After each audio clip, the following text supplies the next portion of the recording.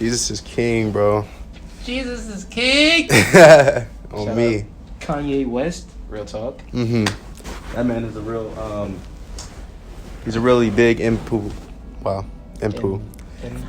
really big influencer, and has a very large. That is a very large dog right there. Anyway, yeah, Kanye is a very big influence on just our generation, everything like that, and. You know, I just feel like, I don't know, I feel like him making this move of dropping this album is like something that could be like received really well or received really badly. And I think I received it really well because this message that he is spreading is like, regardless if it's like a false claim or not, people will still be coming to the Lord. And that's what like we look for, because you know, we need more soldiers in our kingdom. But yeah, as a, what is that, like a political aspect, I guess? As a political aspect, I like that. That was a really good one. I like how he made that move. As a musical aspect, the album was... Wait, what do you mean political? Is that like a politic type thing? What? The whole... Making it, yeah. No. Or like coming out and saying like, you know, he's a believer and everything like that. No, that's not... I mean, I don't think that's political. I think it's more so just... Controversial?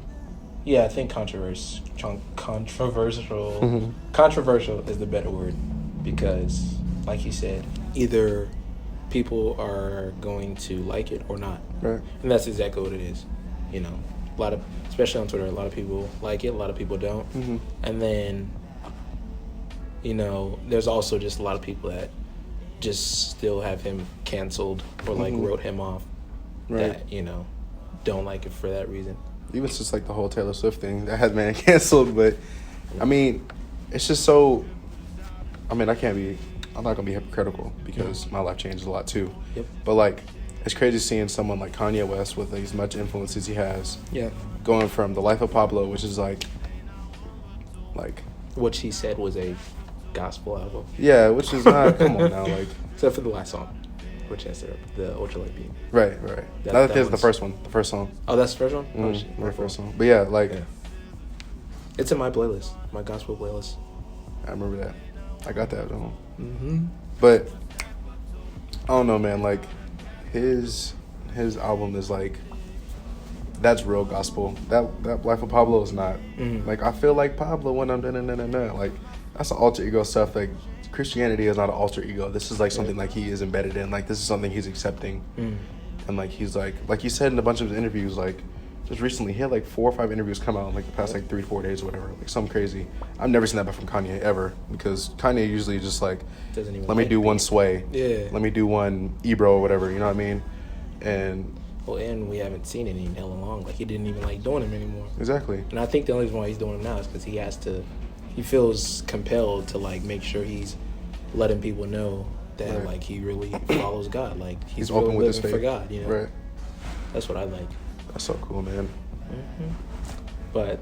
But also with the album, like a lot of like I was seeing it on Twitter and stuff that like the mixed opinion and stuff, and there were also other people that immediately just started trying to make the comparison to like Kirk Franklin and like Kanye's the new Kirk Franklin, or like gosh, it's like no, bruh. Yeah, it's like, come on, like why are you guys doing that? And then, you know, now you have people saying, oh, this album's trash, or man, he's like talking down about the album because they're trying to compare it to Kirk Franklin. It's like, right.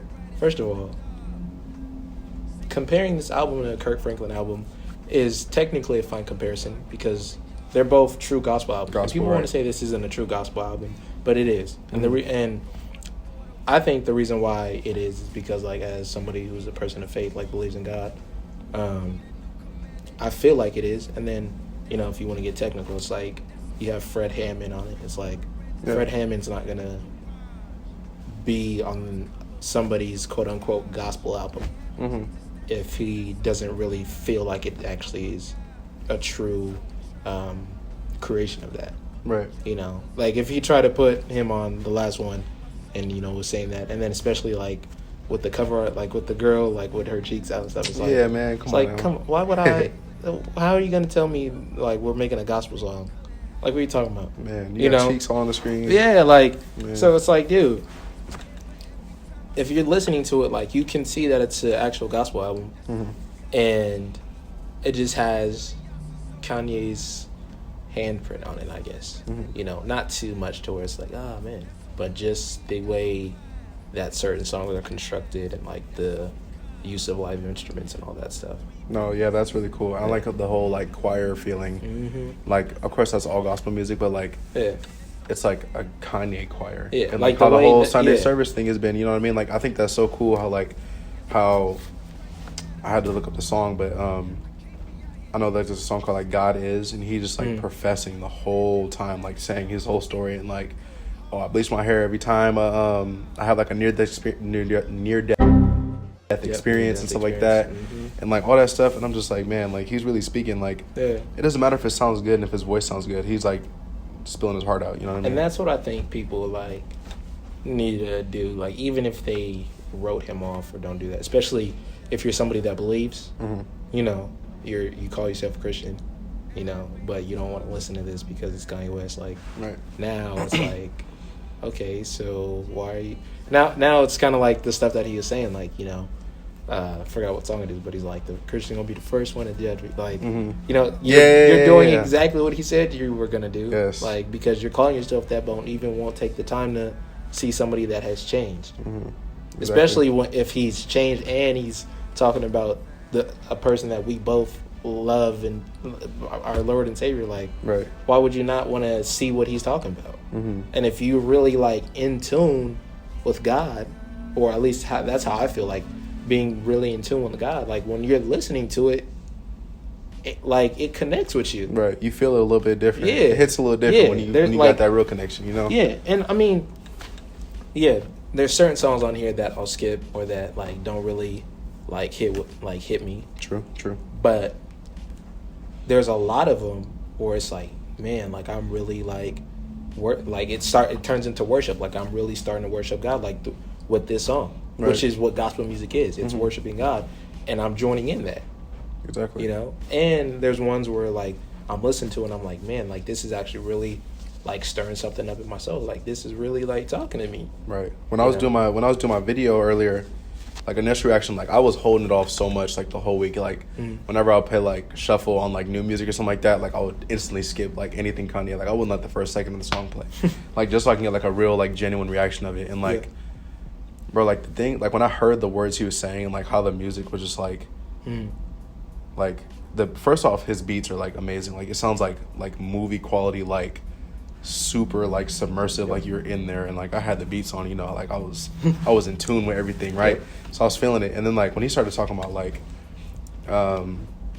Ephesians and stuff like that, and I was like, bro, like I'm damn near getting chills at this point. Like I was like, man, like I had never thought I would hear this man like say these words out of his mouth besides from like Jesus Walks, you know what I mean? And like Jesus Walks was like the beginning of it, you know? But even with Jesus Walks, like he talked about God, right? You know, and said that like he needs God in his life, but there was no ultimatum or like no like this is what it is. You know, it was just saying that he needs Jesus. Maybe I haven't listened to it in a while. Well, besides the videos from the live car and stuff that I've seen, but there wasn't in the song like him claiming that he's a believer and a follower, right? Yeah, he's saying he needs him, but he's not like going after him. He's not. Yeah, not going after him. Not actually saying that like I'm working for him now. Right. That like I'm giving it up. Like I'm just here letting you use me. Like what you know what we do. Like what we base our faith on. You know, there wasn't that. It was just, you know, if you really want to try to like look at it differently, we could just assume from that song that he's letting us know that he believes in God. For those, you know, that song could have been, you know, if people were looking at it like trying to look at it critically, like you could say that song when he put it out was just to let people know that he believes in something, right? Or that he believes in God, because, you know, he was wilding out a little bit, and 100. Yeah, you know, it's like, yeah, I'm still doing that, but this is to let y'all know I believe in God because y'all just saying I'm doing all this stuff just because. It's like, no, I have something I believe in. Right. No, that's what I was seeing it. But now with this, it's crystal clear. It's like, okay, literally, you really about this. And like a lot of people want to take it and like misjudge him for it being like a publicity thing and make it to like for the money, but it's not. So he was talking about how I was watching was it air pool karaoke. He was talking about how like he had made $115 million in 1 year and still ended up being $30 million in debt. And then the whole next year in back taxes, he got like $60 million just the next year, just because he said he gave his new life and stuff like that. And he was like, like that, he feels like that would not have happened if he wouldn't have accepted the Lord into his life. And it's not just the money that came with that. It's not like the monetary blessing that came with that. That's what people try to make it seem like, because I got the money, now I'm blessed, that's why I'm blessed. It's not just the money. It's like I don't want to say like it's the principles, but it's like, you know what I mean? Like it's the way that it all happened. You know what I mean? Like it's like the process of it happened. Exactly. Like you give it up to God, and he takes your little mustard seed of faith and he blows it up tenfold. You know what I mean? Like how you gonna be 30 million in debt and then get double? You know what I mean? Like on top of what your debt is. So you got like your debt and more, because you get to go live a little lavish with your little kids and stuff like that. And like this man has a kid, bro, and like loves to go to church. Like, ain't that crazy? Yeah, I couldn't. The thing with that, with the being in debt, like how he talked about that. One of the things that made me like really, I mean, I already knew that like when he said this was gospel album and all that, that he like really meant it, that this wasn't publicity. Even if it is, it's like, oh, okay, and then now I'm really writing him off. But I know it's not. Right. That's just saying stuff just to say stuff. But because it's not a publicity stunt. But for people that like was saying it is, like, I like how he didn't even like really address it. He's like, no, I'm not gonna even talk about that. It's like, why would I try to fake this? And one of the things that I like that he was saying when with the airport karaoke is when he was talking about like how he got blessed for it and how the money like went away and stuff. He didn't make it seem like that it was him that did that. He didn't make it seem like just because that he did like finally gave his life to Jesus stuff that's what happened. He made it clear that like, no, there was still all this stuff that was happening to me, and then this stuff finally started happening. Right. Even like after he gave his life to Christ, like he was still doing other things, struggling, and then it happened out of nowhere. Like because some people could hear that and be like, oh, so if I give my life to Jesus, I'll finally start having the things I want happen to me. Man, everyone thinking, it's going to be all kumbaya. Yeah, it's like, no, that's not how it works. Right. Like, yeah, you give your life to Jesus and you still have trials, right? You still live your everyday life. Yeah. It's even harder, honestly, because like a lot more temptations come through and everything like that. A lot more. It's like sometimes you're like, where does this stuff even come from? Right. Like, or when did I even have an affinity for these things? Like, man, like when did this become a good or a bad thing to like me? Who is this person? Like, what the heck? Totally different. Yeah, and then the whole thing with his daughter, man. That's what like that's what we were talking about earlier. Like how he said that she like loves going to church and how she was crying. Yeah, how because she had to go to school and miss church. It's like, that's literally like every Christian's dream. Like anybody in any religion's dream. Like, I don't know.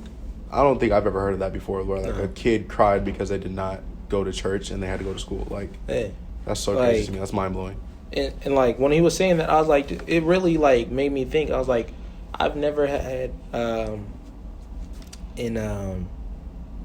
like super like fond memory of church, like being at church like that, like how she's having, like when I was young, unless it was something that was like outside of like really like learning and worshiping, like one of those Halloween events or whatever, the stuff church does. Right. But now like being excited to go to church and like worship and learn about Jesus. Exactly. Like, come on, like that's how you know it's real. Like when you got when you got your child doing that. Like it took me I'm 21 right now, like, and I finally am like really like love Jesus. Right. And she already does, and she's 6. Man, single digit age. Like, and it's come on, and man. it's as far as like the whole going to church thing goes, it's still like taking me like time to like find one. Like I haven't gone to church in a minute. Like the only time I go is like with my family, like most people do now, like with Easter and stuff. Right. You know, the whole Christmas thing. But like, man, I don't really have one that I want to go to. And it's like even when I was watching the Sunday service, I was like, man, if I was in LA, I would be finding a way to get there every day, every single Sunday on me. Because man, that is something. Because that's the type of church like everyone like seeks to go to. That's like the ideal church, whatever. It's like you get like the word in, you get like the great music, you get the like the soul going on, and like the fellowship and everything like that. Just like everyone's togetherness, and like everyone's all like one big unit. And that's what I love about that type of church, because like everyone's just like all on the same page and stuff like that. There's a lot of churches that are.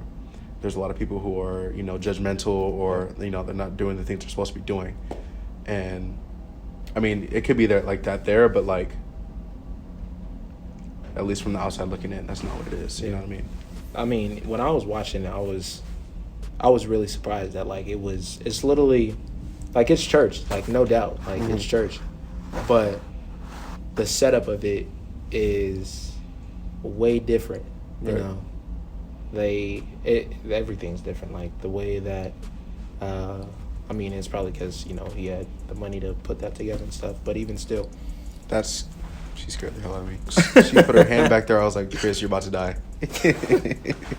I'm gonna just be honest. It's a black folk thing. Well, yeah, it's a low key like it's not a black folk thing, but it's like it's a musical preference, because like there's people who love country music and they hate rap music, but like me, I hate country music, and I will sing any rap song to every single word. You know what I mean? But like, as soon as it comes to like the gospel and stuff like that, like I love when like they're doing like the whole runs and like the whole they got the back and forth with the sopranos and the altos and like the whole, you know what I mean? I love all that stuff. But then like when it comes like I guess like the more modern churches today, and it's like a lot of like Hillsong type songs that are playing, like they're cool and everything. Like I feel them and everything like that. But it's just like gospel would feel so different. Like it gets you moving. Like when the Hillsong's playing, I'm just like kind of like moving slow, swaying side to side. Like I don't know what to do with my hands. And that's and with that, I mean, even people don't like saying it, but it's true. That's that Hillsong stuff. That's Christian music, right? The stuff that we listen to, that's gospel. Even though people don't like saying it, because like, no, we're all worshiping the same Lord and all that stuff. It's like, yeah, we know, but still it's a genre. The category and the way that the music is produced, that's why it's called that. It's different. But yeah, no, I was just feeling it, man. Like, I have the live thing. Like, I gotta show you it. But like, they even took like songs that are already out and like flipped them and stuff. Like there was a song that was using like more like reggae type beat and stuff, and like I was in my room like worshiping, bro. Like freaking, I forgot the reggae song or whatever worship song, bro. I was in there freaking like doing this, like I was, bro, like it's like the music, the music moves through you. Yeah, and like, I don't know. Yeah, and even just like even the music, like which was like really like helps me, because I think that's when I'm like really like in tune with God is when I'm worshiping. Well, besides prayer, but there's times where like I'm praying and I feel like I'm not doing it right, or like I rushed it, or I'm starting to ramble. Feels like empty prayer kind of stuff. Yeah, I feel like I'm just now I'm just like saying stuff just to say stuff. Right.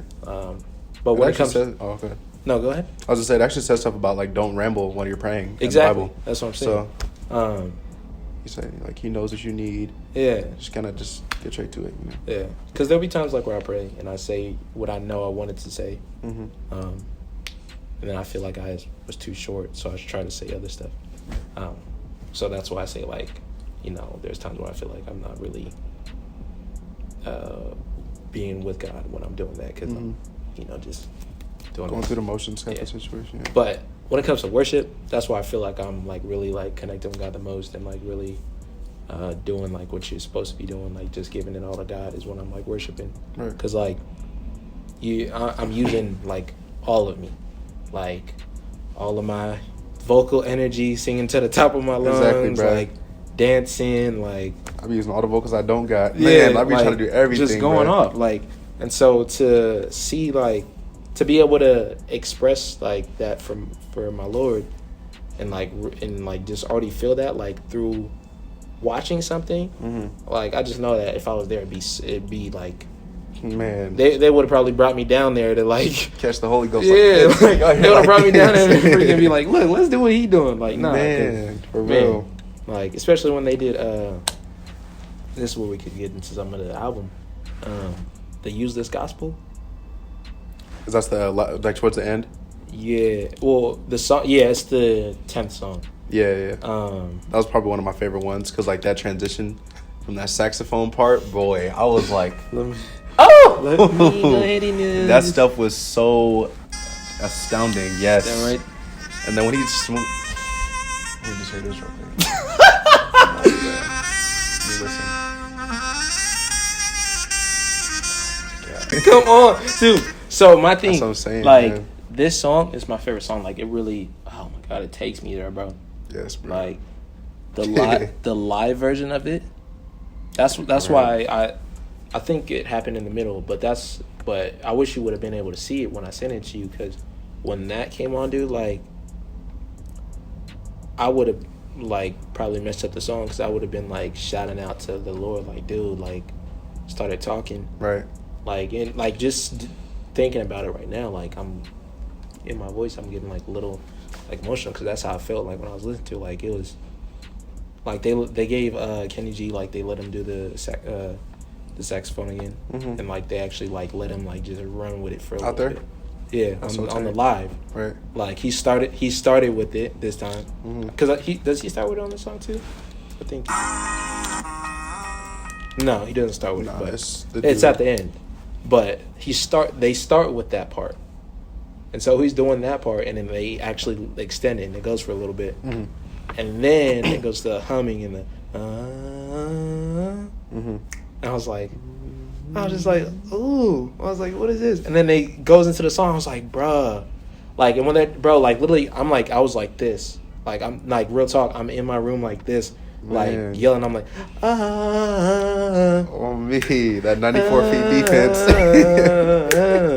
Like, bro, like, I was going off. Right. Like, and that's what, and, like, to do, like, I haven't really felt like that in a minute, like, when I'm worshiping. Like, yeah, when I'm worshiping, like, I still really get into it, and I'm, like, singing my songs, and, like, I love doing it.